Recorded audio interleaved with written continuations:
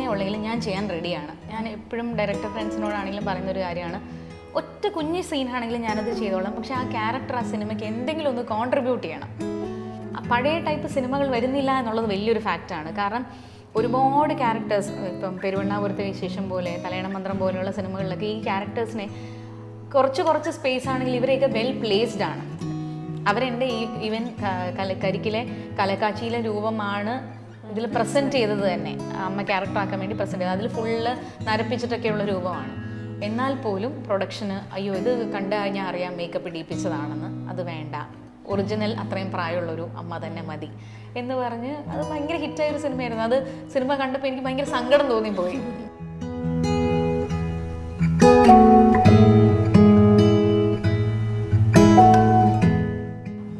ഒരു പ്രാവശ്യം ഒരു മിഠായി ട്രൈ ചെയ്തു, നമുക്ക് ഇഷ്ടപ്പെട്ടു, പക്ഷെ എന്നാലും അടുത്തേൽ നമുക്ക് വേറൊരു ഫ്ലേവർ ട്രൈ ചെയ്താലോ എന്ന് നമ്മൾ തന്നെ ചിന്തിക്കും. ലാസ്റ്റ് ടൈം ഞാൻ ഇതല്ലേ കഴിച്ചത്, അപ്പം നമുക്ക് പുതിയ ഒരെണ്ണം ട്രൈ ചെയ്താലോ. അപ്പം അത് തന്നെയാണ് സിനിമയിലും ഉള്ളത്. കാരണം സ്ഥിരം ടിപ്പിക്കൽ ഒരേ മുഖങ്ങൾ കണ്ടുകൊണ്ടിരിക്കാൻ ഇപ്പോൾ ആൾക്കാർക്കും ഇഷ്ടമല്ല. ഒരു ഫ്രഷ് ഫേസ് വേണം എന്നുള്ളൊരു തോന്നലുണ്ട്.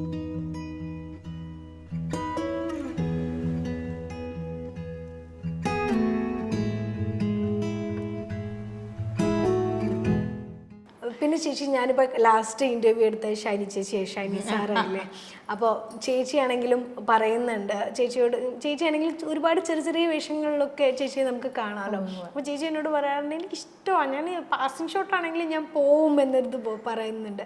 അപ്പോൾ നിങ്ങളിപ്പം 2-4 സിനിമ, അപ്പോൾ പൂക്കാലത്തിലൊക്കെ ഒരു പ്രോമിനൻ്റ് ആയിട്ടുള്ളൊരു വേഷം കിട്ടി, പിന്നീട് നമ്മൾ ചെയ്യുമ്പോൾ ചെറിയ വേഷങ്ങളാണോ വലിയ വേഷങ്ങളാണോ, അതോ അങ്ങനെ അത് ഇതിന് എത്ര സ്പേസ് ഉണ്ട്, സ്ക്രീൻ സ്പേസ് ഉണ്ട്, അതൊക്കെ നോക്കാറുണ്ടോ? ഞാൻ ചോദിക്കാറുണ്ട്. എനിക്കൊരു സംഭവം വരികയാണെങ്കിൽ ഒരു സീനേ ഉള്ളെങ്കിൽ ഞാൻ ചെയ്യാൻ റെഡിയാണ്. ഞാൻ എപ്പോഴും ഡയറക്ടർ ഫ്രണ്ട്സിനോടാണെങ്കിലും പറയുന്നൊരു കാര്യമാണ്, ഒറ്റ കുഞ്ഞ് സീനാണെങ്കിലും ഞാനത് ചെയ്തോളാം, പക്ഷേ ആ ക്യാരക്ടർ ആ സിനിമയ്ക്ക് എന്തെങ്കിലും ഒന്ന് കോൺട്രിബ്യൂട്ട് ചെയ്യണം. ഒന്നും വേണ്ട, ആക്ഷൻ ഹീറോ ബിജുവിലെ എല്ലാ ക്യാരക്ടേഴ്സും, ഞാൻ ഉദാഹരണം പറയുന്നത് എപ്പോഴും അതാണ്, എല്ലാ ക്യാരക്ടേഴ്സും അവർ ഓരോ കേസായിട്ട് 2-3 മിനിറ്റ് സ്ക്രീനിൽ, ചേച്ചിമാരുണ്ട്, സുരാജേട്ടൻ്റെ ക്യാരക്ടറുണ്ട്, അതിലെല്ലാവരും ആ ഒരു 2 മിനിറ്റ് വരുന്നേ ഉള്ളെങ്കിലും ഓരോ കേസും അത്ര ആ സ്പീഡിലാണ് അവർ പറഞ്ഞു വിടുന്നത്. പക്ഷേ എല്ലാവരും നമ്മുടെ ഉള്ളിലുണ്ട്. കാരണം അവരെ അങ്ങനെയാണ് പ്ലേസ് ചെയ്തിരിക്കുന്നത്. അവരുടെ പ്രസൻസിന് അത്രയും വാല്യൂ ഉണ്ട്, ഇമ്പോർട്ടൻസും ഉണ്ട്. അത് നമുക്ക് കട്ട് ചെയ്ത് കളയാൻ പറ്റുന്ന സീൻസ് അല്ല. അപ്പോൾ അത് മതി. ഒരു കുഞ്ഞ് സീനാണെങ്കിലും ആ കഥാപാത്രം സ്ക്രീനിലുണ്ടെങ്കിൽ ആൾക്കാർ അത് ശ്രദ്ധിക്കണം. അതിന് എന്തെങ്കിലും പെർഫോം ചെയ്യാനുള്ളൊരു സ്കോപ്പ് ഉള്ളൊരു സാധനമായിരിക്കണം. ഒറ്റ ദിവസം നിങ്ങൾ ഹാഫ് ഡേ ഷൂട്ട് എന്ന് പറഞ്ഞാൽ ഞാൻ വന്ന് ചെയ്തോളാന്നേ പറയാറുള്ളൂ. കാരണം ഞാനെങ്ങനെ ഭയങ്കര നടിയാവണം എന്ന് ആഗ്രഹിച്ചതിലൊന്നും വന്ന ആളല്ല, ബൈ ചാൻസ് വന്ന് പെട്ട ഒരാളാണ്. അതിനെക്കുറിച്ചിട്ട് പിന്നീട് ചോദിക്കാൻ എനിക്ക് വന്ന് പെട്ട ഒരാളാണ്. അപ്പം നമ്മൾ ചെയ്യുന്നത് കുഴപ്പമില്ല, അത്യാവശ്യം നന്നായി വരുന്നു എന്ന് നമുക്ക് ചുറ്റുമുള്ള ആൾക്കാർ പറയുമ്പോഴാണ് okay we are doing something good എന്നുള്ളത് മനസ്സിലാവണതും അത് നമ്മുടെ ഒരു പാഷനായിട്ട് മാറുന്നതും. സോ ഇപ്പോൾ എനിക്കിത് പാഷനാണ്. ഞാനിത് ഫുൾ ടൈം എൻ്റെ ഒരു കരിയറൊന്നും ആക്കിയിട്ടില്ല. ഞാൻ ഇൻഫോ പാർക്കിൽ വർക്കും ചെയ്യുന്നുണ്ട്. പക്ഷേ എനിക്ക് ഭയങ്കര സന്തോഷം തരുന്നൊരു പ്രോസസ്സാണ് ആക്ടിങ്. ബിക്കോസ് നമ്മൾ ഓരോ ദിവസം ഓരോ കഥാപാത്രങ്ങളാണ് ചെയ്യുന്നത്, പല ഇമോഷൻസിൽ കൂടെയാണ് പോകുന്നത്. ചിലപ്പോൾ ഭയങ്കര ദേഷ്യമായിരിക്കും, ഇപ്പോൾ ക്രൂരമായിട്ടുള്ളൊരു സാധനം ചെയ്യാൻ പറ്റും. നമ്മൾ ഇൻ റിയൽ ലൈഫ് എന്താണോ അല്ലാത്തത് അതൊക്കെ ചിലപ്പോൾ നമുക്ക് സ്ക്രീനിൽ ചെയ്യാൻ പറ്റും. നമുക്ക് ഡിഫറെൻറ്റ് ടൈപ്സ് ക്യാരക്ടേഴ്സ് നമുക്ക് ട്രൈ ഔട്ട് ചെയ്യാൻ പറ്റും. അപ്പോൾ അതുകൊണ്ട് ഞാൻ പറയും, നിങ്ങൾ ഒരു സീനിലാണെങ്കിലും ഒരു ക്രൂരമായിട്ടുള്ളൊരു സാധനമാണെങ്കിൽ ഞാൻ വന്ന് ചെയ്തോളാം, എനിക്ക് പ്രശ്നമില്ല. കാരണം എനിക്ക് ഇൻ ദി എൻഡ് നമുക്കത് സന്തോഷം തരുന്ന ഒരു കാര്യമാണ്. അപ്പം അതുകൊണ്ട് അങ്ങനെ റോൾസ് മുഴുനീള, ഞാൻ പറയട്ടെ, മുഴുനീള കഥാപാത്രമായിട്ട് നിന്നിട്ട് ഒന്നും ചെയ്യാനില്ലാതെ സ്ക്രീനിൽ നിൽക്കുന്നതിനേക്കാളും എത്രയോ ഭേദമാണ് ഒരു സീനിൽ വന്ന് അതിലൊരു ഇമ്പാക്റ്റ് ക്രിയേറ്റ് ചെയ്തിട്ട് പോകാന്നുള്ളത്. എന്നെ സംബന്ധിച്ച് അതാണ് ഇമ്പോർട്ടൻറ്റ്. അതുകൊണ്ട് ചേച്ചി നമ്മുടെ മുമ്പത്തെ സിനിമകളിലൊക്കെ ആണെങ്കിൽ ഇപ്പോൾ ഗോലുള്ള ഒരുപാട് ക്യാരക്ടേഴ്സിനെ കുറിച്ചിട്ട് പറഞ്ഞു. അപ്പോൾ പണ്ടുള്ള നമ്മുടെ ഒരുപാടല്ല തലയണ മന്ത്രം, അങ്ങനെ കുറേ മലയാളം, അങ്ങനെ കുറേ സിനിമകളുണ്ടല്ലോ. ഒരുപാട് ആൾക്കാർ, ഒരു ഗ്രാമിൽ ചായക്കട, റേഷൻ കട, അങ്ങനെ ഒരുപാട് ആൾക്കാരുണ്ട്. പക്ഷെ ഇന്ന് നമുക്ക് മലയാള സിനിമയിൽ അങ്ങനത്തെ ഒരു സാധനം ഭയങ്കര മിസ്സിങ് ആണ്. വളരെ വിരളമായുള്ള സിനിമകളിൽ മാത്രമേ നമുക്ക് ഒരുപാട് കഥാപാത്രങ്ങളെ കാണാൻ പറ്റുള്ളൂ. അപ്പോൾ ഒരു ഭാഗത്ത് സ്ത്രീ കഥാപാത്രങ്ങൾ എവിടെയെന്ന രീതിയിൽ ഒരു കൂട്ടർ ചോദിക്കുമ്പോൾ വേറെ ഒരു കൂട്ടർ പറയുന്നുണ്ട് എന്താണ് മിസ്കാസ്റ്റ് ചെയ്യുന്ന എന്തിനാ വെറുതെ എന്നുള്ള രീതിയിൽ, നമുക്ക് അവിടെ ആവശ്യമുണ്ടെങ്കിൽ ചെയ്താൽ പോരെ, ഡിമാൻഡ് ചെയ്യണമെങ്കിൽ ചെയ്താൽ പോരെ എന്നുള്ളത്. അപ്പോൾ അതിനെക്കുറിച്ചിട്ടൊക്കെയുള്ള ചേച്ചിയുടെ ഒരു അവർ ചോദിക്കുന്നത് ഫാക്റ്റാണ്. ബിക്കോസ് ആവശ്യമില്ലാത്ത കുറേ കഥാപാത്രങ്ങളെ കൊണ്ടുവന്നൊരു സിനിമയിൽ പ്ലേസ് ചെയ്തിട്ട് കാര്യമില്ല. ഇപ്പം സത്യം പറഞ്ഞാൽ മഞ്ഞുമൽ ബോയ്സ്, ആവേശം പോലുള്ള സിനിമകളിൽ അങ്ങനെ സ്ത്രീകളെ പ്ലേസ് ചെയ്യാനുള്ള സ്പേസ് ഇല്ല. അപ്പം അങ്ങനെ ഇല്ലാത്ത സ്പേസിൽ കുത്തിക്കയറ്റി കൊണ്ടുവന്ന് ചുമ്മാ ആരെങ്കിലും നിർത്തിയിട്ട് കാര്യമില്ല. കാരണം ഇറ്റ്സ് നോട്ട് വർത്ത് ഇറ്റ്. കുറച്ച് സമയം കളയാം, എന്നിട്ട് ഇൻ ദി എൻഡ് ചിലപ്പോൾ ആ കഥാപാത്രങ്ങൾ നമ്മൾ പ്ലേസ് ചെയ്യാൻ സ്ഥലമില്ലാതെ കട്ട് ചെയ്ത് തന്നെ പോകും. അപ്പോൾ പഴയ ടൈപ്പ് സിനിമകൾ വരുന്നില്ല എന്നുള്ളത് വലിയൊരു ഫാക്റ്റാണ്. കാരണം ഒരുപാട് ക്യാരക്ടേഴ്സ്, ഇപ്പം പെരുവണ്ണാപുരത്തെ വിശേഷം പോലെ, തലയണ മന്ത്രം പോലെയുള്ള സിനിമകളിലൊക്കെ ഈ ക്യാരക്ടേഴ്സിനെ കുറച്ച് സ്പേസ് ആണെങ്കിൽ ഇവരെയൊക്കെ വെൽ പ്ലേസ്ഡ് ആണ്. അങ്ങനെ പ്ലേസ് ചെയ്യാൻ പറ്റുന്ന സിനിമകൾ ഇപ്പോൾ കുറവാണ്, മലയാളത്തിൽ കുറവ് തന്നെയാണ്. അത് നമുക്ക് ഫിലിം മേക്കേഴ്സിനെ മാത്രമായിട്ട് കുറ്റം പറയാൻ പറ്റില്ല. കാരണം ഓഡിയൻസിന് വേണ്ടത് എന്താണോ അതാണ് നമ്മൾ പ്രൊവൈഡ് ചെയ്യുന്നത്. കാരണം കൺസ്യൂമറിന് വേണ്ട നീഡ്സ് ആണ് നമ്മൾ ഒരു വെണ്ടർ കൊടുക്കുന്നത്. കൺസ്യൂമർക്ക് ആവശ്യമില്ലാത്ത സാധനം നമ്മൾ കൊടുത്തു കഴിഞ്ഞ് കഴിഞ്ഞാൽ അവരത് കംപ്ലീറ്റ് ആയിട്ട് റിജക്റ്റ് ചെയ്യും. അപ്പോൾ ഒരുപാട് പൈസ മുടക്കിയാണ് ചെറിയ സിനിമകളാണെങ്കിൽ പോലും ഇന്നത്തെ കാലത്ത് വരുന്നത്. അത്രയും പൈസ മുടക്കി ഒരു സിനിമ ചെയ്യുമ്പോൾ അത് ഓഡിയൻസ് അക്സെപ്റ്റ് ചെയ്ത് അത് കണ്ട് അതിലൊരു പ്രോഫിറ്റ് പ്രൊഡ്യൂസർക്ക് നേടിക്കൊടുക്കുക എന്നുള്ള ഒരു ഡയറക്ടറിൻ്റെയും ഒരു റൈറ്ററിൻ്റെയും ഒക്കെ ഉത്തരവാദിത്തമാണ്. അങ്ങനെ വരുമ്പോൾ ഓഡിയൻസിന് വേണ്ട നീഡ്സ് സാറ്റിസ്ഫൈ ചെയ്ത് പോകുന്ന സിനിമകളാണ് ഉണ്ടാവുന്നത്. അത് നമുക്ക് ഒരിക്കലും മലയാള സിനിമ അല്ലെങ്കിൽ മലയാളം ഫിലിം മേക്കേഴ്സ് അങ്ങനെ മനഃപൂർവ്വം ചെയ്യുന്നു നമുക്ക് ഒരിക്കലും പറയാൻ പറ്റില്ല. കാലം മാറും, ഡെഫിനറ്റ്ലി ഈ ഒരു ഫേസും മാറും. ഇങ്ങനത്തെ സിനിമകൾ എന്നുള്ളൊരിത് മാറി കൂടുതൽ ഫാമിലി റിലേറ്റഡ് ആയിട്ടുള്ള സാധനങ്ങൾ വരാം. ഒരു വാത്സല്യം പോലത്തെ ഒരു സിനിമ എന്തുകൊണ്ട് വന്നുകൂടാ? ഒരു ഫാമിലി ഓറിയൻറ്റഡ് സിനിമ ഒരു സബ്ജക്റ്റ് വരികയാണെങ്കിൽ ഡെഫിനറ്റ്ലി അത് ഓഡിയൻസ് സ്വീകരിക്കും. പക്ഷെ അതിന് ഈ പറഞ്ഞ പോലെ സ്ട്രോങ് ആയിട്ടുള്ള സ്റ്റോറി ബേസസ് ഉണ്ടാവണം, സ്ട്രോങ് പെർഫോമൻസസ് കൊടുക്കാൻ പറ്റുന്ന ആർട്ടിസ്റ്റുകൾ ഉണ്ടാവണം. പണ്ടെന്ന് പറഞ്ഞു കഴിഞ്ഞാൽ ഈ ചെറിയ കഥാപാത്രങ്ങൾ ചെയ്തുകൊണ്ടിരുന്ന ആർട്ടിസ്റ്റുകളാണെങ്കിലും എല്ലാവരും എന്ത് ഗംഭീരമായിട്ടാണ്, കൽപ്പന ചേച്ചി, ലളിത അമ്മ, സുമാരി അമ്മ, മീന ചേച്ചി, ഇവരെല്ലാവരും എന്ന് പറഞ്ഞു കഴിഞ്ഞാൽ ഒരു സീനിൽ വന്നിട്ടാണെങ്കിലും അങ്ങ് ചകയത് സ്കോർ ചെയ്തിട്ട് പോകുന്ന ആൾക്കാരാണ്. അതുകൊണ്ടാണ് നമുക്ക് അവരുടെ പെർഫോമൻസസ് മനസ്സിൽ നിൽക്കുന്നത്. ഇന്നത്തെ കാലത്ത് ആർട്ടിസ്റ്റുകൾ അതിനനുസരിച്ച് ഉയരണം, അതിനനുസരിച്ചുള്ള കഥകൾ വരണം. ആ പെർഫോമൻസസ് സ്ട്രോങ് സ്റ്റോറി ബേസിൽ ഒരു സ്ട്രോങ് പെർഫോമൻസ് വന്നു കഴിഞ്ഞാൽ ഡെഫിനറ്റ്ലി അത് ഓഡിയൻസ് അക്സെപ്റ്റ് ചെയ്യുന്നത് തന്നെയാണ് ഞാൻ വിശ്വസിക്കുന്നത്. അപ്പം ഞാൻ എപ്പോഴും വിചാരിക്കുന്ന ഒരു കാര്യമാണ്, ഇപ്പോൾ പണ്ടത്തെ സിനിമകളിലാണെങ്കിലും കുറച്ച് ആക്ടേഴ്സ് ഉണ്ട്, അവർ തന്നെ ആയിരിക്കും സിനിമകൾ. പക്ഷേ ഇപ്പോൾ എന്ന് പറഞ്ഞു കഴിഞ്ഞാൽ ഒരു 2000-ന് ശേഷമുള്ള സിനിമകൾ എടുത്ത് നോക്കിക്കഴിഞ്ഞാൽ ഓരോ വെള്ളിയാഴ്ചയിലും ഓരോ പുതിയ ആർട്ടിസ്റ്റ്. ഇപ്പോൾ മുമ്പ് അമ്മവേഷങ്ങൾ ചെയ്യാൻ ഇന്ന ആൾക്കാർ അവരവിടെ ഉണ്ടാവും, ഇൻഡസ്ട്രിയിൽ ഉണ്ടാവും. പക്ഷെ ഇന്നെന്ന് പറഞ്ഞു കഴിഞ്ഞാൽ ഒരിക്കൽ കണ്ടുള്ളൊരു അമ്മവേഷം നമുക്ക് ഒരുപക്ഷെ പിന്നീട് കാണാനേ പറ്റത്തില്ല. അപ്പോൾ ഈ ചേച്ചിയാണെങ്കിലും ലിറ്റിൽ മിസ്റ്റർ ഔത്തറിലെ അമ്മവേഷമൊക്കെ ആണെങ്കിൽ എനിക്ക് ഭയങ്കര കണക്റ്റഡ് ആയിരുന്നു. കാരണം നമ്മളൊരു മിഡിൽ ക്ലാസ് ഫാമിലിയിലെ ഒരു അമ്മയും മോനും തമ്മിലുള്ള, കാരണം വലിയ, അതായത് അവിടെ ഒരു വാത്സല്യത്തിൻ്റെയോ കെയർ അങ്ങനത്തെ ഒരു സാധനമൊന്നുമല്ല, ഭയങ്കര സ്ട്രെയിറ്റ് ആണല്ലോ മനുഷ്യരവിടെ. അപ്പോൾ ആ പൈസ കൊടുക്കുന്ന എടാ മോനെ പൈസ എടുത്തോ, ഫുഡ് വായ വെച്ച് കൊടുക്കുന്ന ഒരു സാധനം, അത് റീലൊക്കെ ആയിട്ട് ഞാൻ ഒരുപാട് കണ്ടിട്ടുണ്ട്. അപ്പോൾ ഈ അമ്മവേഷങ്ങൾ ചെയ്യുമ്പോൾ നമുക്ക് ഇപ്പോഴത്തെ ഒരു അവസ്ഥയിൽ എങ്ങനെയാണ്, ഒരു കോമ്പറ്റീഷൻ എന്നുള്ള രീതിയിലുണ്ടോ ശരിക്കും?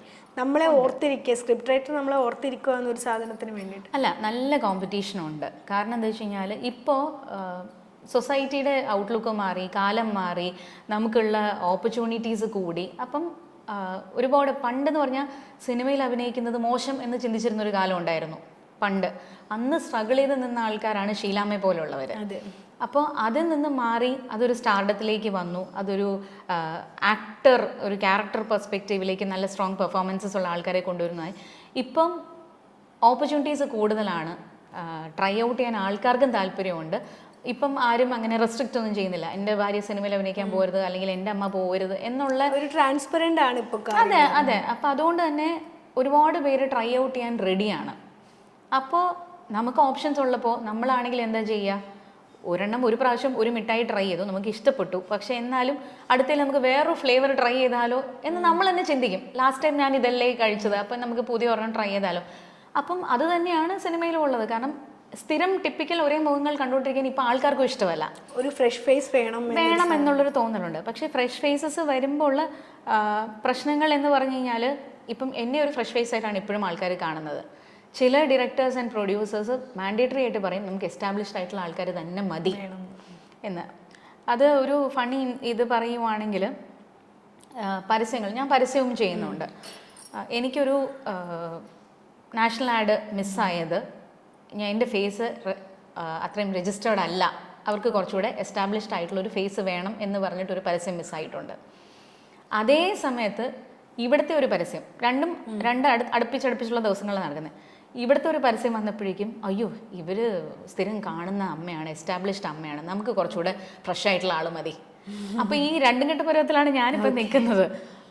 അപ്പോൾ പറഞ്ഞതെന്ന് വെച്ച് കഴിഞ്ഞാൽ ചില സിനിമകളിൽ അവർ പറയും എസ്റ്റാബ്ലിഷ്ഡ് ആയിട്ടുള്ള ആൾക്കാർ തന്നെ വേണം. പിന്നെ നമ്മുടെ രൂപഘടന അത് ഭയങ്കരമായിട്ട് മാൻഡേറ്ററി ആയിട്ട് ഇപ്പം ഒത്തിരി പേര് ശ്രദ്ധിക്കുന്നുണ്ടെന്ന് എനിക്ക് തോന്നിയിട്ടുണ്ട്. എന്നെ ഇപ്പോൾ എല്ലാത്തിലും ഡള്ളാക്കി ഒരു ലോ പ്രൊഫൈലായിട്ടാണ്, ലോക്കി ആയിട്ടാണ് പ്രസൻറ്റ് ചെയ്യുന്നതെങ്കിൽ പോലും ചില സിനിമകളിലെ ഡയറക്ടേഴ്സ് പറയും അയ്യോ നിങ്ങളെ പിടിച്ച് എങ്ങനെയാണ് ഇന്ന ആളുടെ അമ്മയാക്കുന്നത്, യു ലുക്ക് വെരി യങ്.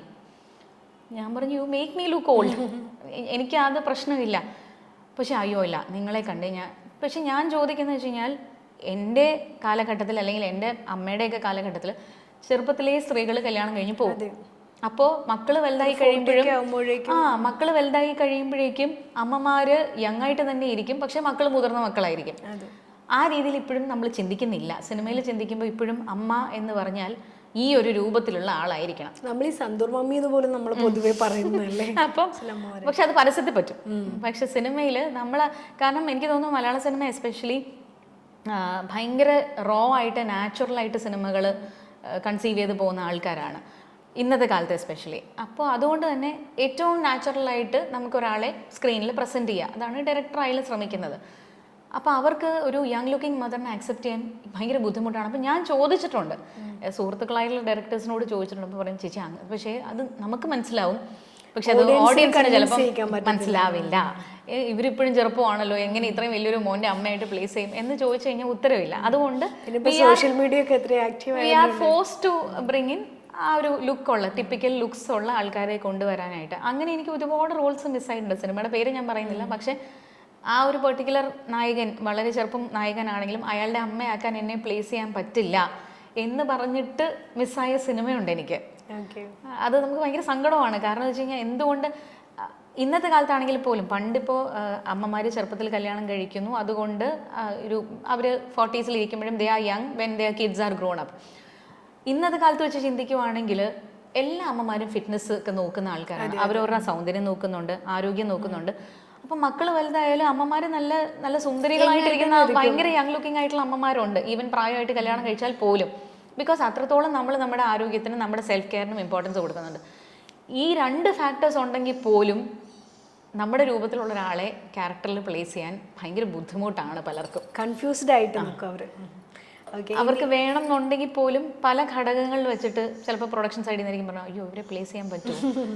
എനിക്കൊരു സിനിമ അത്യാവശ്യം ഭയങ്കര ഹിറ്റായ ഒരു സിനിമയാണ്, അതും ഞാൻ പേര് പറയുന്നില്ല കാരണം വെറുതെ എന്തിനാ. അത് ഈ പറഞ്ഞ പോലെ എന്നോട് വിളിച്ച് ക്യാരക്ടറിൻ്റെ ഡിസ്ക്രിപ്ഷൻ പറഞ്ഞു, ഇന്ന ആളുടെ മദർ ക്യാരക്ടറാണെന്ന് പറഞ്ഞു, ഇന്ന സ്ഥലത്താണ് ഷൂട്ടെന്ന് പറഞ്ഞു, ഷൂട്ടിൻ്റെ ഡേറ്റ്സ് തന്നു. ഞാൻ ഓഫീസിൽ ലീവ് പറഞ്ഞു, എന്നെ കോസ്റ്റ്യൂം സൈഡിൽ നിന്ന് വിളിച്ച് എൻ്റെ കോസ്റ്റ്യൂം മെഷർമെൻറ്റ്സ് എടുത്തു. പ്രൊഡക്ഷൻ സൈഡിൽ നിന്ന് വിളിച്ച് അവർ പേയ്മെൻറ്റിൻ്റെ കാര്യം വരെ ഡിസ്കസ് ചെയ്തതിന് ശേഷം വൈകിട്ടായപ്പോഴേക്കും പ്രൊഡക്ഷൻ കൺട്രോളർ വിളിച്ചിട്ട് അതേ ചേച്ചി ചെറിയൊരു പ്രശ്നമുണ്ട്, ചേച്ചീനെ കണ്ട ഇവരുടെ അമ്മയാക്കാൻ പറ്റത്തില്ല എന്ന് പറഞ്ഞു. ഇത്രയും ഡിസ്കഷൻ കഴിഞ്ഞതിന് ശേഷം എന്നിട്ട് ഞാൻ അതിൻ്റെ ഡയറക്ടറോട് വിളിച്ചിട്ട് എന്ത് പറ്റി ഇങ്ങനൊരു സംഭവം, ആദ്യം ഇപ്പം നിങ്ങൾ പ്ലേസ് ചെയ്തപ്പോൾ എനിക്ക് കൺവിൻസിങ് ആണ് നന്ദിനി, പക്ഷേ പ്രൊഡക്ഷൻ സൈഡിൽ കൺവിൻസിങ് അല്ല. അവരെൻ്റെ ഈവൻ കരിക്കിലെ കലക്കാച്ചിയിലെ രൂപമാണ് ഇതിൽ പ്രസൻറ്റ് ചെയ്തത് തന്നെ, അമ്മ ക്യാരക്ടർ ആക്കാൻ വേണ്ടി പ്രസൻറ്റ് ചെയ്തത്. അതിൽ ഫുള്ള് നരപ്പിച്ചിട്ടൊക്കെയുള്ള രൂപമാണ്. എന്നാൽ പോലും പ്രൊഡക്ഷന് അയ്യോ ഇത് കണ്ടു കഴിഞ്ഞാൽ അറിയാം മേക്കപ്പ് ഇടിയിപ്പിച്ചതാണെന്ന്, അത് വേണ്ട, ഒറിജിനൽ അത്രയും പ്രായമുള്ളൊരു അമ്മ തന്നെ മതി എന്ന് പറഞ്ഞ് അത് ഭയങ്കര ഹിറ്റായൊരു സിനിമയായിരുന്നു. അത് സിനിമ കണ്ടപ്പോൾ എനിക്ക് ഭയങ്കര സങ്കടം തോന്നിപ്പോയി, ഇതിൽ ഞാനായിരുന്നല്ലോ വരേണ്ടിയിരുന്നത് എന്ന് തോന്നിപ്പോയിട്ടുണ്ട്. അത് നമുക്ക് പക്ഷെ ആരെയും പറഞ്ഞാലും ബ്ലെയിം ചെയ്യാൻ പറ്റത്തില്ല, സാഹചര്യങ്ങളാണ്. നമ്മളെ പ്ലേസ് ചെയ്യണമെന്നുണ്ടെങ്കിൽ പോലും പല സാഹചര്യങ്ങൾ കൊണ്ട് മാറിപ്പോകുന്നത്. ഇപ്പോൾ ഒരു സിനിമയുടെ പ്ലോട്ട് തന്നെ മാറിയിട്ട് എനിക്കൊരു മദർ ക്യാരക്ടർ പറഞ്ഞിരുന്ന ഒരു സിനിമ, അന്ന് അത് നടന്നില്ല, പല പല കാരണങ്ങൾ കൊണ്ട് നടന്നില്ല. ഇപ്പോൾ പ്ലേസ് ചെയ്യുന്ന സമയത്ത് അവർ പ്ലോട്ട് തന്നെ മാറ്റി. അപ്പോൾ ആ പ്ലോട്ട് മാറ്റുന്ന സമയത്ത് അമ്മവേഷങ്ങൾ ഉണ്ടെങ്കിൽ പോലും കഥാപാത്രങ്ങൾ മാറിയതനുസരിച്ച്, അല്ലെങ്കിൽ എനിക്കൊരു സുഹൃത്തിൻ്റെ ക്യാരക്ടർ ആണെങ്കിൽ നായിക ചെറുപ്പമാകുന്നു അല്ലെങ്കിൽ നായികയ്ക്ക് പ്രായം കൂടുന്നതനുസരിച്ച് ഈ സുഹൃത്ത് വലയത്തിൻ്റെ പ്രായം കുറയും. അങ്ങനെ പറ്റിയ സിനിമകളുണ്ട്. അപ്പോൾ അതിൽ ഡയറക്ടർ ഭയങ്കര അടുത്ത സുഹൃത്താണെങ്കിൽ വിളിച്ച് പറയും നന്ദിനി ഇതാണ് റീസൺ, അല്ലാതെ നന്ദിനിനെ പ്ലേസ് ചെയ്യാൻ താല്പര്യമില്ലാത്തതുകൊണ്ടല്ല. അത് നമുക്ക് മനസ്സിലാക്കാന്നുള്ളതേ ഉള്ളൂ. അത് നമുക്ക് ആരെയും കുറ്റം പറയാനോ ബ്ലെയിം ചെയ്യാനോ ഉള്ള കാര്യങ്ങളല്ല. ബട്ട് നല്ല കോമ്പറ്റീഷനുള്ള ഫീൽഡാണ്, ഇല്ലയെന്ന് ഞാൻ പറയില്ല. ആൻഡ് നല്ല ഇപ്പം അമ്മമാരായിട്ട് അഭിനയിക്കുന്ന ആൾക്കാരൊക്കെ നല്ല ടാലൻറ്റഡ് ആയിട്ടുള്ള ആൾക്കാരുമാണ്, വളരെ ടാലൻറ്റഡ് ആയിട്ട് നല്ല സ്കോർ ചെയ്ത് പോകുന്ന അമ്മമാരാണ്. അതുകൊണ്ട് ഇപ്പൊ നമ്മുടെ ആവേശത്തില് എക്സാക്ട്ലി. അപ്പം നീരജ് ചേച്ചി ആണെങ്കിലും ഞാൻ നീരജ് ചേച്ചിയുടെയൊക്കെ എനിക്ക് ഭയങ്കര ഇഷ്ടമുള്ള ഒരു ആളാണ് നീരജ് ചേച്ചി. ഭയങ്കര പേഴ്സണൽ, പോസിറ്റീവ് ആയിട്ടുള്ള ഭയങ്കര പേഴ്സണൽ അടുപ്പമുള്ള ഒരാളാണ്. അപ്പോൾ നീരജ് ചേച്ചി ആ ഒരു കുഞ്ഞ് സംബന്ധം മോൻ ഹാപ്പി അല്ലേ എന്ന് ചോദിക്കുന്നതിലും അന്ന് സ്കോർ ചെയ്തിട്ട് പോയ ഒരാളാണ്. അപ്പോൾ അത് മതി. അതാണെങ്കിലും ആ ഒരു ക്യാരക്ടറിന് അവിടെ ഒരു പ്ലേസ്മെന്റ് ഉണ്ട്. അവരെ അത് കൃത്യമായിട്ട് പ്ലേസ് ചെയ്തു, അവരത് നീറ്റായിട്ട് ചെയ്തു. And people remember her for that.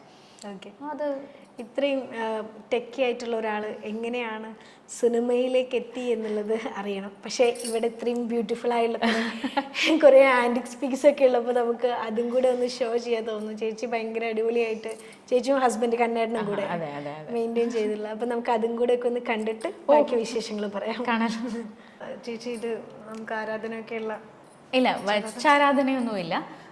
പക്ഷേ ഈ ഗണപതിക്ക് വലിയൊരു സ്റ്റോറി ഉണ്ട്. എന്താ വെച്ച് കഴിഞ്ഞാൽ മോള് ചെറുതായപ്പം ഞാനും ഹസ്ബൻഡും മോളും ഒരുപാട് ട്രാവൽ ചെയ്യാൻ ഇഷ്ടമുള്ള ആൾക്കാരാണ്. അപ്പോൾ ഞങ്ങൾ ഒരു പ്രാവശ്യം കോയമ്പത്തൂരോ പാലക്കാടോ എവിടെയോ പോകുന്ന വഴിക്ക് അവിടെ മന്നാടിയാറിൻ്റെ ഒരു സ്റ്റോറുണ്ട്. ആൻറ്റിക് വലിയ ഹ്യൂജ് കളക്ഷൻ ഓഫ് ആൻറ്റിക്സ് ഉള്ള ഒരു സ്റ്റോറാണ്. അപ്പോൾ അവിടെ ഫ്രണ്ട്ലി ഗണപതി ഇരിപ്പുണ്ട്. ഒരു 18 years ബാക്കുള്ള കഥയാണ് ഞാൻ പറയുന്നത്. മോൾക്ക് 3 വയസ്സ് അങ്ങോട്ടുള്ളപ്പോൾ. അപ്പോൾ ഹസ്ബൻഡ് ആൻറ്റിക്സ് ഭയങ്കര ഇഷ്ടമാണ്. ഇവിടെ കാണുന്ന ഓൾമോസ്റ്റ് എല്ലാ കളക്ഷനും അദ്ദേഹത്തിൻ്റെ പേഴ്സണൽ കളക്ഷനിലുള്ള സാധനങ്ങളാണ്. അപ്പോൾ അന്ന് പോയപ്പോൾ ഈ ഗണപതി അവിടെ ഇരിപ്പുണ്ട്. നല്ല ഭംഗിയുണ്ട്, കാണുമ്പോൾ തന്നെ ഭയങ്കര ഐശ്വര്യമുള്ളൊരു ഗണപതി. ഞാനപ്പോൾ ഇത് ചോദിച്ചു, നല്ല രസമുണ്ട് ഭയങ്കര. ഹസ്ബൻഡ് വില ചോദിച്ചപ്പം അന്ന് 1,00,000 സംതിങ് രൂപ പറഞ്ഞു. അപ്പോൾ അന്ന് ഞങ്ങളെന്ന് പറഞ്ഞു കഴിഞ്ഞാൽ എസ്റ്റാബ്ലിഷ്ഡ് ആയി വരുന്നതേ ഉള്ളൂ. രണ്ടുപേരും ജോലിക്ക് കയറി നമ്മൾ നമ്മുടേതായ ലൈഫ് സ്റ്റാർട്ട് ചെയ്യുന്നേ ഉള്ളൂ. അതുമല്ല നമ്മൾ എറണാകുളത്ത് സെറ്റിൽ ചെയ്യണോ ട്രിവാൻഡ്രത്ത് സെറ്റിൽ ചെയ്യണോ എന്നൊന്നും തീരുമാനമായിട്ടില്ല. അപ്പോൾ എറണാകുളത്ത് വാടക വീട്ടിലാണ് താമസിക്കുന്നത്. ആ സമയത്ത് ഇത്രയും വലിയൊരു പീസൊന്നും വാങ്ങിച്ചു കൊണ്ട് വയ്ക്കാനുള്ള, ഫസ്റ്റ് ഓഫ് ഓൾ അഫോർഡ് ചെയ്യാനും പറ്റില്ലായിരുന്നില്ല, രണ്ടാമത് വയ്ക്കാനുള്ള സ്പേസും ഇല്ല. കാരണം വാടക വീടുകളിൽ നിന്ന് വേറെ വാടക വീട്ടിലേക്ക് പോകുമ്പോൾ ഇതൊക്കെ തൂങ്ങിപ്പറക്കി പോവാന്ന് പറഞ്ഞു കഴിഞ്ഞാൽ ഇറ്റ്സ് നോട്ട് പ്രാക്ടിക്കലി പോസിബിൾ, മോള് ചെറുതും കൂടെ ആയതുകൊണ്ട്. അപ്പം ഏതോ വീട്ടിലിരിക്കാൻ യോഗമുള്ളൊരു ഗണപതിയാണെന്ന് പറഞ്ഞ് ഇതിനെ ഒന്ന് നോക്കി ഒന്ന് നെടുവീർപ്പിട്ടിട്ടാണ് ഞാൻ ഇറങ്ങുന്നത് അവിടെ നിന്ന്. അത് കഴിഞ്ഞ് ഇത്രയും വർഷം കഴിഞ്ഞ് ഞങ്ങൾ ഈ വീട് റെനോവേറ്റ് ചെയ്യുന്ന സമയത്ത് ഹസ്ബൻഡ് ഇവിടെ കുറേ 10-21 തൂണുണ്ട് ഈ വീട്ടിൽ. തൂണും മുഖപ്പും ഒക്കെ കളക്ട് ചെയ്യാനായിട്ട് ഹസ്ബൻഡ് ട്രാവൽ ചെയ്യുന്ന സമയത്ത് ഈ ഗണപതി അവിടെ അപ്പോഴും ഇരിപ്പുണ്ട്. ആരും വാങ്ങിയിട്ടുണ്ടായിരുന്നില്ല. കാരണം ഇത് മന്നാടിയാർ അവരുടെ അദ്ദേഹത്തിൻ്റെ ഫാദറിൻ്റെ പേഴ്സണൽ കളക്ഷനിലുള്ള ഒരു സാധനമാണ്. അപ്പോൾ അവർ അത്രയും സൂക്ഷിച്ച് അത്രയും കെയർ ചെയ്ത് വാങ്ങിക്കുന്നവർക്ക് കൊടുക്കുകയുള്ളൂ എന്നുള്ള രീതിയിൽ നിന്നുകൊണ്ട് ചുമ്മാ വന്നവർക്കൊന്നും അവർ കൊടുത്തിട്ടില്ല. അന്ന് എനിക്ക് സർപ്രൈസ് എന്നുള്ള രീതിയിൽ ഹസ്ബൻഡ് കൊണ്ടുവന്ന് ഗിഫ്റ്റ് ചെയ്തതാണ്. അയ്യോ ഞാൻ ഒട്ടും എക്സ്പെക്ട് ചെയ്തില്ല. അതാ ഞാൻ കാരണം ഈ ഗണപതി നമ്മുടെ മനസ്സിലുണ്ട്. അത്രയും ഭയങ്കരമായിട്ട് ഫസ്റ്റ് കാണുമ്പോൾ തന്നെ ഞാൻ പറഞ്ഞില്ലേ നെടുവീർപ്പിട്ടിട്ട് പറഞ്ഞു ഏതോ വീട്ടിലിരിക്കാൻ യോഗമുള്ള ഒരു സാധനം, അത് കറങ്ങി തിരിഞ്ഞ് എൻ്റെ കയ്യിൽ തന്നെ വന്നു. ഇത് ഫുൾ തടിയില്, ഒറ്റ പീസ് തടിയില് ചെയ്ത്. ഇത് കുറച്ച് സാധനങ്ങളുണ്ട്. ഇതൊക്കെ ഹസ്ബൻഡ് ഇങ്ങനെ കളക്ട് ചെയ്യുന്ന പീസസ് ആണ്. പിന്നെ ഇതെന്റെ ഗ്രാൻഡ് ഫാദർ യൂസ് ചെയ്തിരുന്ന ക്യാമറയാണ്. ഇത് ഓപ്പൺ ചെയ്യുന്നതൊക്കെ ഞാൻ പഠിച്ചിട്ട് വേണം എനിക്ക്. ഇത് ബ്ലാക്ക് ആൻഡ് വൈറ്റ് ഫോട്ടോസ് വരുന്ന പഴയ ഒരു ക്യാമറയാണ്. ഇതിൽ ചെറിയ സ്റ്റാമ്പ് സൈസിലെ ഫോട്ടോസ് വരത്തുള്ളൂ, കുഞ്ഞു ഫോട്ടോസാണ്. എൻ്റെയും എൻ്റെ സിസ്റ്ററിൻ്റെയൊക്കെ ഫോട്ടോസ് ഗ്രാൻഡ് ഫാദർ എടുത്തുകൊണ്ടിരുന്നത് ഇതിലാണ്. അപ്പോൾ ഹസ്ബൻഡിന് ആൻറ്റിക്സ് ഇഷ്ടമാണെന്നുള്ളപ്പം ഗ്രാൻഡ് ഫാദർ ഗിഫ്റ്റ് ചെയ്ത് കൊടുത്തതാണ് ഈ ക്യാമറ. ഇത് യാഷിക്കയുടെ ക്യാമറയാണ്. ഇതൊക്കെ വർക്ക് ചെയ്യുന്നത് എങ്ങനെയാണെന്നൊക്കെ ഹസ്ബൻഡ് എന്നെ അറിയാൻ പറ്റുള്ളൂ. കാരണം ആളിതുപോലെ അല്ല, ഇതും ഇവിടുന്ന് കളക്ട് ചെയ്തത് തന്നെയാണ്. പക്ഷെ ഇതിന്റെ വർക്കിംഗ് അറിയണം എന്നുണ്ടെങ്കിൽ ഈ പറഞ്ഞ പോലെ ഞാൻ ആളെ തന്നെ വിളിക്കേണ്ടി വരും. ഇത് എന്നിട്ട് ഇങ്ങനെ മുകളിൽ കൂടെ എവിടെയോ ആണ് നോക്കുന്നത്. ഇതിന്റെ ഫംഗ്ഷനിങ് ഒക്കെ അറിയണമെന്നുണ്ടെങ്കിൽ പുള്ളിയുടെ തന്നെ ചോദിക്കണം കേട്ടോ. ചേട്ടനാണ് കൂടുതൽ ഹസ്ബൻഡിന് ആന്റിക്സ് എന്ന് പറയുന്നത് ഭയങ്കര ക്രേസ് ആണ്. ഇപ്പൊ ഞാൻ പറയും, ഇപ്പൊ ഫ്രണ്ട്സ് ഒക്കെ ചോദിക്കും അയ്യോ നന്ദിനി ഇതിനെ എന്തിനാ സമ്മതിച്ചു കൊടുക്കുന്നത് എന്നുള്ള രീതിയിലൊക്കെ ചോദിക്കുമ്പോൾ ഞാൻ പറയും വേറൊന്നുമില്ല, പ്രായം ആൾക്ക് ഓരോരുത്തർക്ക് സന്തോഷമുണ്ട്. പിന്നെ പ്രായം കൂടുന്നതനുസരിച്ച് ഞാനും ആന്റിക് പീസ് ആകുമ്പോൾ എന്നോടുള്ള ഇഷ്ടം കൂടുതലേ ഉള്ളൂ എന്നാണ് ഞാൻ പറയാറുള്ളത്. നല്ല വെയിറ്റ് ഉണ്ട് കേട്ടോ. ഇത് ലെൻസസും ഒക്കെ ഉണ്ട്. ഇവിടെ വരുന്ന ഈ ക്യാമറാമാൻമാർക്ക് എല്ലാവർക്കും ഈ 3 പീസ് ഭയങ്കര താല്പര്യമാണ്. ഒരാളെന്നോട് ഈവൻ മനു ആണെങ്കിലും ആനന്ദ് സിനിമാറ്റോഗ്രാഫർ ആനന്ദ് ആണെങ്കിലും എന്നോട് ചേച്ചി സമയമുള്ളപ്പോൾ ഞങ്ങൾ വന്നതൊന്ന് നോക്കി പഠിച്ചോട്ടെ എന്ന് ചോദിച്ചിട്ടുണ്ട്. നിങ്ങൾ വന്ന് നോക്കിക്കോ, അതിന് നമുക്കെന്താ സന്തോഷം. ഇതെന്താ തൂക്കുവിളക്ക് പോലത്തെ എന്താ? ആ, ഇതെല്ലാം തൂക്കുവിളക്കുകളാണ്. ഓക്കെ. പിന്നെ ഇത് എന്ന് പറയുന്നത് എന്താ പറയാ, ഒരു സൈഡിൽ നാരായവും ഒരു സൈഡിൽ കത്തിയും കൂടെയുള്ള പീസസ് ആണ്. അതായത് പണ്ടത്തെ നമ്മുടെ ആൾക്കാരുടെ ടെക്നോളജി ഒക്കെ ഭയങ്കര നല്ലതായിരുന്നു എന്ന് പറഞ്ഞ് അവർ നമ്മളെക്കാളും പുരോഗമിച്ചാണ് ചിന്തിച്ചുകൊണ്ടിരുന്നത് കാണിക്കുന്നത്. കാരണം ഒറ്റ തടിയിൽ തന്നെ ഒരു സൈഡിൽ കത്തിയും ഒരു സൈഡിൽ നാരായവും, അതായത് ഇല കൊണ്ട് ഇത് മുറിച്ചിട്ട് നാരായം വെച്ച് അതിൽ എഴുതുക. അതിന് സിംഗിൾ പീസായിട്ട് അവർ ഡിസൈൻ ചെയ്തിരിക്കുന്ന സാധനമാണ് ഇതൊക്കെ. അപ്പൊ അന്നൊക്കെ അവർ അന്ന് അത്രയും ഫോർവേഡ് ആയിട്ടാണ് ചിന്തിച്ചതെന്നുള്ളത്. ഇത് പഴയ പേനയാ, ഇങ്ക് മുക്കി എഴുതുന്ന, ഇങ്കിൽ മുക്കി ഇപ്പോഴും വർക്കിംഗ് ആണ്. നിബുണ്ട്, നിബാണ്. നിബ് ഇങ്ങനെ എടുത്തിട്ട് നമുക്ക് ഇതിൽ പ്ലേസ് ചെയ്യാം. ഇങ്ങനെ പ്ലേസ് ചെയ്ത് ഇങ്കിൽ മുക്കിയിട്ട് എഴുതണം. അപ്പൊ ഇങ്ങനത്തെ ഇതെന്ന് പറഞ്ഞാൽ നമുക്കിതിപ്പോ കാണാൻ കിട്ടാത്ത സാധനങ്ങളാണ്. അപ്പൊ ഹസ്ബൻഡ് ഇതെല്ലാം ഈ പറഞ്ഞ പോലെ ആൾക്കാർ വരുമ്പോൾ ഇതെല്ലാം ഈ പാനൽസ് എല്ലാം പഴയ പാനൽസ് ആണ്. പഴയ പാനൽസ് ഇതുപോലെ ഹസ്ബൻഡ് കളക്ട് ചെയ്തതാ. എന്നിട്ട് നമ്മുടെ കാർപ്പൻറ്ററെ കൊണ്ട് നമ്മളിത് ഈ ഒരു രീതിയിൽ ചെയ്യിപ്പിച്ചെടുത്തതാണ്. ഇതും നല്ല രസമാണ്. ഇതൊരു പഴയ വിക്ടോറിയൻ ചെയർന്നു. ഇതിന്റെയൊക്കെ കഥ പറഞ്ഞു കഴിഞ്ഞാൽ തമാശയാണ്. കാരണം ഞാൻ ഏതെങ്കിലും ഒരു ഷൂട്ടിന് 10-21 ദിവസം മാറി നിൽക്കും. മാറി തിരിച്ചു വരുമ്പോൾ വീട്ടിൽ പുതിയൊരു അഡീഷൻ ഒരു സാധനം ഉണ്ടാവും. അങ്ങനെ ഉള്ളൊരു പീസാണ്. ഞാൻ ചോദിച്ചു, ഇതിന്റെ സ്ഥലം മെനക്കെടുത്ത് ഇവിടെ ഇങ്ങനെ ഒരു സാധനം കിടപ്പുണ്ട്, ഇത് എന്താ ചെയ്യണം? അത് നല്ല രസമുണ്ട് നന്ദു, അവിടെ കിടന്നോട്ടെ. നല്ല രസമുണ്ട് കാണാൻ, നല്ല ഫിനിഷിംഗ് ആയിട്ടുള്ള. അല്ല, മറ്റേത് ഇതൊരു വലിയ ഹോളായിട്ടിരുന്ന സ്ഥലമാണ്. അപ്പൊ ഇത് വന്നപ്പോഴേക്കും എനിക്ക് കുറെ സ്പേസ് കൺസ്ട്രെയിന്റ് വന്ന പോലെയാണ് എനിക്ക് ഫീൽ ചെയ്തത്. അപ്പൊ പക്ഷെ കാണുന്നവർ മുഴുവൻ നന്ദിനി ഈ പീസ് ഒന്നും കിട്ടത്തില്ല, ഭയങ്കര റെയറാണ്, ലെറ്റ് ഹിം കീപ്പ് ഇറ്റ് എന്നൊക്കെ പറഞ്ഞ് ഫ്രണ്ട്സ് വന്ന് പറയണ എന്നാ ശരി ഇവിടെ ഇരുന്നോട്ടെ എന്ന്. ചേച്ചി എങ്ങനെയാ അപ്പൊ നമുക്ക് ഒരു പാഷൻ ഒന്നും ഇല്ലാതെ സിനിമയ്ക്ക് വേണ്ടിയിട്ട്, ഇപ്പൊ നേരത്തെ ആണെങ്കിലും ചേച്ചി പറഞ്ഞില്ലേ ഏത് സിനിമയ്ക്ക് വേണ്ടി, പൂക്കാലത്തിന് വേണ്ടി തന്നെ ആദ്യത്തെ ഓഡീഷനും പോയി, കിട്ടിയില്ല, രണ്ടാമത്തെ ഓഡീഷനും പോയി. അത് നമുക്ക് അത്രയും ഒരാഗ്രഹം, അത്ര ഉള്ളിലൊന്നും ആഗ്രഹമില്ലാത്ത ആൾക്കാരൊക്കെ പോട്ട് ആ രീതിയിൽ വിടും. അപ്പൊ ചേച്ചിക്കാണെങ്കിൽ ഭയങ്കര സേഫ് ആയിട്ടുള്ള ഒരു പ്രൊഫഷൻ ഉണ്ട്, ഫിനാൻഷ്യലി ആണെങ്കിലും ബുദ്ധിമുട്ടില്ല. അപ്പൊ എന്തോ ഈ സിനിമയോടുള്ള ഒരു ഭയങ്കര ഒരു സ്നേഹവും ഇതൊക്കെ എപ്പോഴാണ് സ്റ്റാർട്ട് ചെയ്യുന്നത്? അത് ഞാൻ പറഞ്ഞു വെച്ചാൽ ഞാനൊക്കെ ബൈ ചാൻസ് സിനിമയിൽ വന്നുപെട്ട ആളാണ്. മോഡലിംഗ് ആദ്യം സ്റ്റാർട്ട് ചെയ്തു, അതും വളരെ യാദൃച്ഛികമായിട്ട് സംഭവിച്ചു.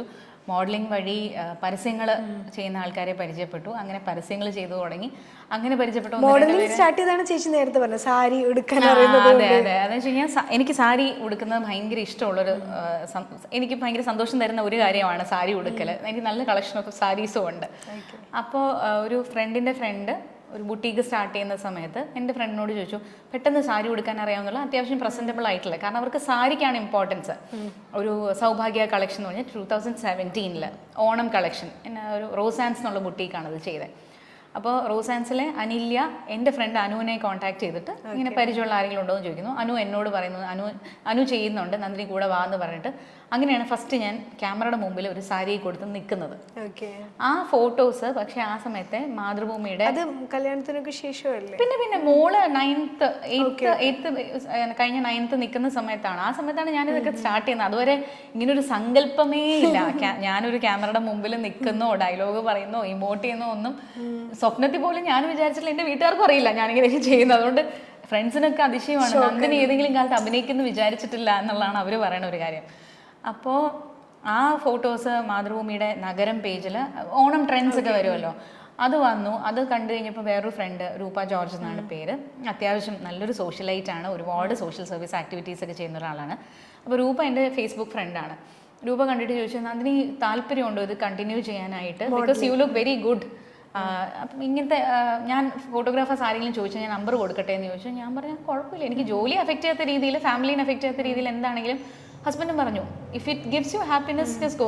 നമ്മുടെ ഫോട്ടോ ഒരു സാരി കൊടുത്ത് നീറ്റായിട്ടിരിക്കുന്ന പത്രത്തിലൊക്കെ വന്ന ആൾക്കാർ ഫ്രണ്ട്സൊക്കെ ഫോട്ടോ എടുത്ത് നന്ദിനി കണ്ടു എന്ന് പറയുമ്പോൾ നമുക്ക് അത്രയും ആ ഒരു സന്തോഷം ആ പ്രോസസ്സിൽ ഉണ്ട് എന്നുള്ളത് ഞാൻ മനസ്സിലാക്കിയപ്പോഴാണ് ഞാൻ വിചാരിച്ചത് ഓക്കെ, ഇത് എനിക്ക് പറ്റുന്ന ഒരു പ്രവൃത്തിയാണെങ്കിൽ നമുക്ക് ചെയ്ത് നോക്കാം. ഒന്നുമില്ലല്ലോ, കൊള്ളത്തില്ല എന്ന് അവർ പറഞ്ഞാൽ നമുക്ക് മതിയാക്കി വീട്ടിലിരിക്കാം. കാരണം നമുക്ക് വേറെ ജോലിയുണ്ട്, കുടുംബമുണ്ട്, കാര്യങ്ങളുണ്ട്. ട്രൈ ചെയ്യുന്നതിന് പ്രശ്നമില്ലല്ലോ.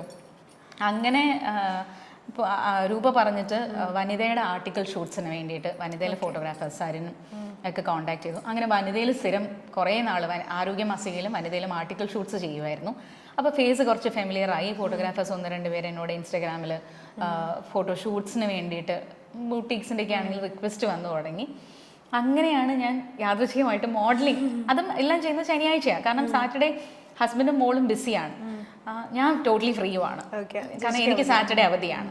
സൺഡേ എന്ന് പറഞ്ഞാൽ ഞങ്ങളുടെ ഫാമിലി ടൈം, അന്ന് വേറെ ഒന്നും ഏറ്റുപിടിക്കത്തില്ല, ഞങ്ങൾ 3 പേരും ഒരുമിച്ചുള്ള സമയം. അപ്പോൾ ശനിയാഴ്ച എനിക്ക് സമയം കൊല്ലാനുള്ളൊരു പ്രോസസ്സായി മാറി മോഡലിംഗ്, ഫോട്ടോഷൂട്ട്സ്, ആ വക സാധനങ്ങൾ. അങ്ങനെ പരിചയപ്പെട്ട 1-2 പേരാണ് പിന്നെ പതുക്കെ പരസ്യങ്ങളിലേക്കും ഒക്കെ ഇൻട്രൊഡ്യൂസ് ചെയ്ത് തുടങ്ങിയത്. പരസ്യത്തിനൊക്കെ ആണെങ്കിലും ഓഡിഷനുണ്ട്. ആദ്യമായിട്ട് ക്യാമറയ്ക്ക് മുന്നിൽ പറഞ്ഞിട്ടുള്ള ഡയലോഗ് പരസ്യത്തിന് വേണ്ടിയിട്ടാണെങ്കിലും ഓർമ്മയുണ്ടോ? ഡയലോഗ് എന്ന് പറഞ്ഞാൽ ഫസ്റ്റ് പരസ്യം ത്രിവേണി അഗർബത്തിയുടെ പരസ്യമാണ്. അതിലൊന്നുമില്ല, നമ്മൾ ഒരു കടയിൽ പോയി അഗർബത്തി ഒരു പൊതി വാങ്ങിക്കുന്നു, അതിൻ്റെ കൂടെ അഗർബത്തിയും കൂടെ കടയിലെ ചേട്ടൻ തരുന്നു, അത് വാങ്ങിച്ച് ചിരിച്ച് സന്തോഷിച്ച് തിരിച്ചു വരുന്നു. ഏറ്റവും വലിയ ഐറണി എന്തായിരുന്നു എന്ന് വെച്ച് കഴിഞ്ഞാൽ അത് 2018 ഫ്ലഡിന്റെ സമയത്താണ് ആ പരസ്യം റിലീസ് ചെയ്യുന്നത്. അതിന്റെ ടാഗ്ലൈൻ ആനന്ദം എന്ന് പറഞ്ഞിട്ട് ശ്രേയാ ഘോഷാലാന്ന് തോന്നുന്നു അതിന്റെ പാട്ടും പാടിയിരുന്നത്. അതിൽ കുറച്ച് സീക്വൻസസ് ആണ്. ഒരു പാലുകാച്ചൽ ചടങ്ങുണ്ട്, ഒരു കുട്ടിയുടെ ഡാൻസ് അരങ്ങേറ്റം, സന്ധ്യയ്ക്ക് ഒരു അമ്മയും മോളും കൂടെ വിളക്ക് കൊളുത്തുന്നു, അങ്ങനെ കുറേ സമയങ്ങളിൽ ഈ ഇത് യൂസ് ചെയ്യുന്നു. അപ്പം ബാക്കിയെല്ലാം ഭയങ്കര ഹാപ്പി മൊമെന്റ്സ് ആണ്. നമ്മുടെ ഫ്ലഡ് ഭയങ്കര കൊടുമ്പിരി കൊണ്ട് ആൾക്കാരെല്ലാം സഫർ ചെയ്ത് നിൽക്കുന്ന ഒരു സമയത്താണ് ആ പരസ്യം റിലീസാവുന്നത്.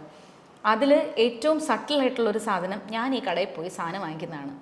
അപ്പോൾ ഇവർ ഓൾറെഡി പരസ്യത്തിൻ്റെ കോൺട്രാക്റ്റ് എടുത്തിട്ടുണ്ട്. എല്ലാ ചാനൽസിലും എൻ്റെ ഈ മുഖവും ആനന്ദം എന്നുള്ള പാട്ടുമാണ് വന്നുകൊണ്ടിരുന്നത്. എന്നിട്ട് പുറത്തുനിന്നുള്ള എൻ്റെ ഫ്രണ്ട്സൊക്കെ വിളിച്ച് ചോദിക്കും, നാട്ടിൽ അവിടെ പ്രളയം നടക്കുന്നു, ന്യൂസ് നടക്കുന്നു, അതിനിടയ്ക്കാണ് അവൾ ചിരിച്ച് മുഖം വന്നിട്ട് ആനന്ദം എന്നുള്ള പാട്ടും എന്ന് പറഞ്ഞു. പക്ഷേ അത് പറഞ്ഞ പോലെ ടി വിയിൽ ആദ്യമായിട്ട് ആ ഒരു പരസ്യമാണ് വന്നത്. അങ്ങനെ പരസ്യങ്ങൾ വന്നു തുടങ്ങി, കുറച്ച് പരസ്യങ്ങൾ ചെയ്തു തുടങ്ങി. അങ്ങനെ പരിചയപ്പെട്ട 1-2 പേര് എന്നെ വെബ് സീരീസിലേക്ക് ഓഡിഷന് പരിചയപ്പെടുത്തുന്നു. അല്ല, ആക്ച്വലി അതിന് മുന്നേ ചെയ്തിട്ടുണ്ട് വെച്ച് കഴിഞ്ഞാൽ അത് ഒരെണ്ണം ഫസ്റ്റ് ഞാൻ ചെയ്ത വെബ് സീരീസ് റിലീസ് ആയിട്ടില്ല. പറയുമ്പോൾ നമ്മുടെ കൃഷാന്തൻ ടീം ഉണ്ടല്ലോ, കൃഷാന്തിന്റെ വലങ്കൈയാണ് വൈശാഖ് റീത്ത എന്ന് പറയുന്ന അദ്ദേഹം, കൃഷാന്തിന്റെ ചീഫാണ്. റീത്ത, നമ്മൾ റീത്ത എന്നാണ് കേട്ടോ വിളിക്കുന്നത്. റീത്ത ചെയ്ത ഒരു എന്നും വരുന്ന ധൂമകേതു എന്ന് പറഞ്ഞിട്ടൊരു, അവരുടെ എല്ലാം ഈ കോമഡി ഡ്രാമ സീരീസ് പോലത്തെ, ഇപ്പൊ പുരുഷപ്രേതം അങ്ങനെയുള്ള എന്തെങ്കിലുമൊക്കെ എന്നുവെച്ചാൽ പോയിന്റ്സ് നല്ല വാലിഡ് ആയിട്ടുള്ള പോയിന്റ്സ് ആയിരിക്കും. പക്ഷെ അതൊരു ഫൺ രീതിയിൽ അല്ലെങ്കിൽ സർക്കാസ്റ്റിക് രീതിയിലൊക്കെ ആയിരിക്കും അവർ പ്രസന്റ് ചെയ്ത് പോകുന്നത്. ഇല്ലെങ്കിൽ പക്ക ഡ്രാമ ആയിട്ടായിരിക്കും പ്രസന്റ് ചെയ്ത് പോകുന്നത്.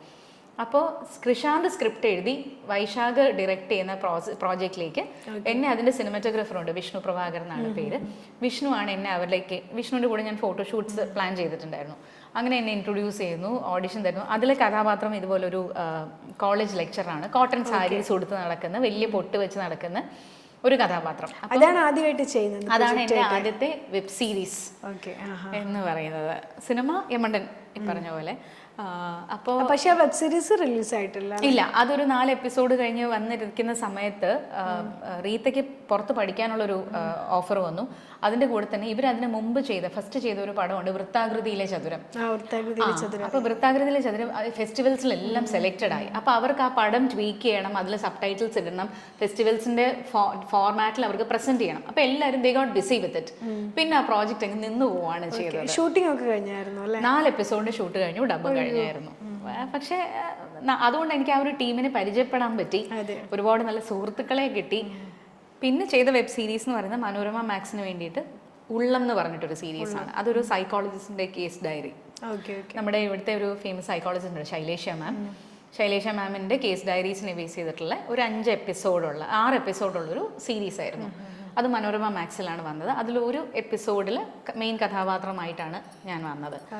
അത് എനിക്ക് വലിയൊരു ഭാഗ്യം കിട്ടിയെന്ന് വെച്ച് കഴിഞ്ഞാൽ ശൈലേഷ മാമിൻ്റെ കേസ് ഡയറിയാണ്. രണ്ടാമത് പുള്ളിക്കാരിയുടെ ഹസ്ബൻഡ് ആയില്യൻ സാറാണ് ഡയറക്റ്റ് ചെയ്തത്. പിന്നെ അതിൽ എൻ്റെ ഹസ്ബൻഡായിട്ട് അഭിനയിച്ചത് സൂരജ് ടോം എന്നുള്ള നമ്മുടെ ഇപ്പം വിശേഷത്തിൻ്റെയൊക്കെ ഡയറക്ടറായിട്ടുള്ള സൂരജ് ടോം. സൂരജ് സാറിൻ്റെ വൈഫായിട്ടാണ് ഞാൻ അതിൽ അഭിനയിച്ചത്. അപ്പോൾ അന്ന് ആ ഒരു ടീമിനെ പരിചയപ്പെടാൻ പറ്റി. ആ സീരീസ് അത്യാവശ്യം ഇപ്പോഴും എനിക്ക് തോന്നുന്നു മനോരമ മാക്സിൽ ഉള്ളം എന്ന് പറഞ്ഞ് സെർച്ച് ചെയ്താൽ കിട്ടും. അതിൽ ഹസ്ബൻഡ് സംശയിച്ചിട്ട് ഭാര്യയുടെ മുഖത്ത് വെട്ടിപ്പരിക്കേൽപ്പിക്കുന്ന ഒരു ക്യാരക്ടറാണ് കിട്ടിയത്. അതാണ് പക്ഷെ ആൾക്കാരെല്ലാം കണ്ട എൻ്റെ ആദ്യത്തെ വെബ് സീരീസ്.